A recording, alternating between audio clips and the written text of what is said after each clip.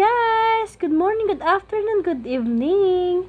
Today is gagawa tayo ng tutorial tungkol sa kung paano tayo gagawa ng Premiere o paano tayo mag-set up ng Premiere. So, ngayon guys, punta tayo sa ating YouTube.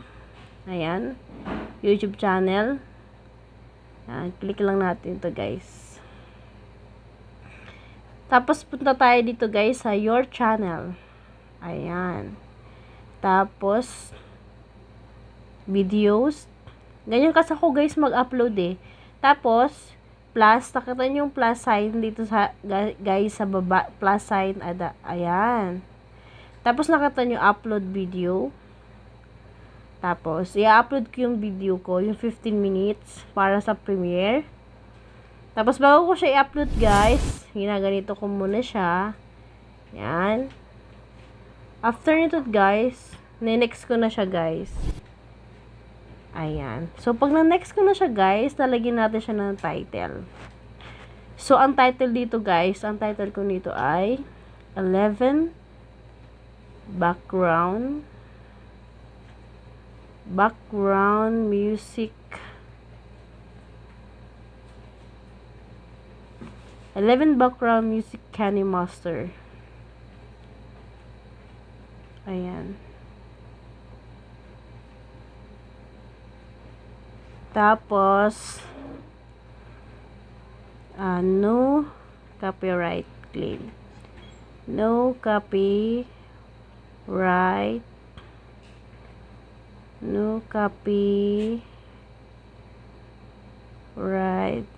claim.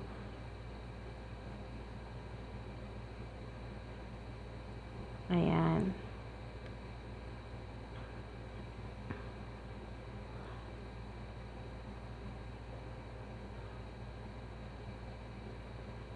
Free download. Ayan. Tapos yung description, mamaya ko lalagay yan guys. Tapos muna tayo sa public. Ayan. Nakita nyo guys, yung set as instant premiere. Ayan. Dati kasi hindi ganito paggawa eh. Pupunta ka pa kasi dati sa YT Studio. So, ngayon, bago na kasi. So, punta tayo set as an instant premiere. Tapos, nakita nyo yung schedule, guys, sa baba. Ayan. Nakita nyo, guys, yung AM local time. Click natin to guys. Pag-click natin, guys, kasi yung premiere ko for Thursday pa siya. Ayan. So, okay ko na.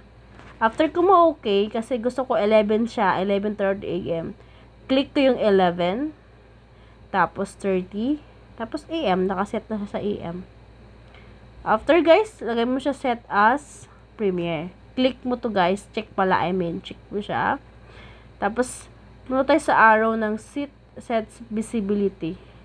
Click natin yan, babalik siya guys. Ayan. So, mamaya ko na siya lalagyan ng add to playlist. Ayan.